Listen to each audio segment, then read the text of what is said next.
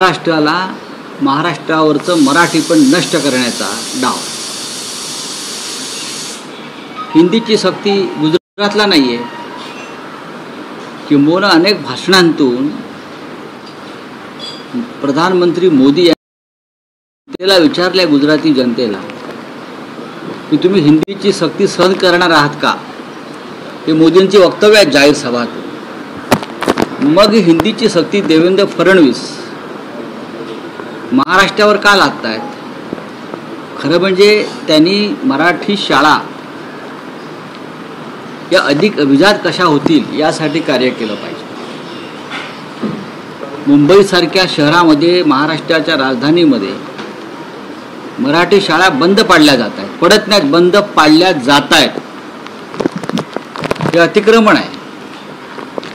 त्याच्यामध्ये आता हिंदीची सक्ती अनिवार्य. तिसरी भाषा ही तिसरी चौथी पाचवी भाषा आम्हाला गरज नाही. मी त्या सर्व लेखक आणि कवींचं शिवसेनेतर्फे अभिनंदन करतो. हेमंत दिवटे यांच्यासारखे कवी आंतरराष्ट्रीय ख्यातीचे, त्यांनी त्यांचा राज्य सरकारचा पुरस्कार हिंदीच्या सक्तीविरुद्ध परत करण्याची घोषणा केलेली आहे. इतरही कवी लेखक आहेत. महाराष्ट्रामध्ये अनेकांना राष्ट्रीय आणि राज्याचे पुरस्कार मिळाले. मग कोणी पद्मश्री असतील, पद्मभूषण असतील, पद्मविभूषण असतील, अनेक असतील.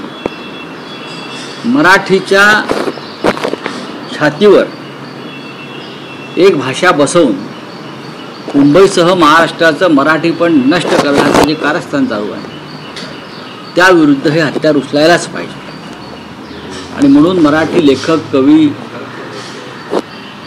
अभिनेते यांनी ही जी भूमिका घेतली. तर समीर चौगुले यांनी सुद्धा त्या संदर्भात परखड काही आपल्या भूमिका व्यक्त केलेल्या आहेत. अनेकांनी केलं आणि हे योग्य आहे. पण राऊतसाहेब, शिवसेना उद्धव बाळासाहेब ठाकरे हा पक्ष फक्त भूमिका व्यक्त करणार आहे की या संदर्भात काही आंदोलनही उभं करणार आहे? कारण मनसेचं आजपासून आंदोलन करू द्या ना. बघा,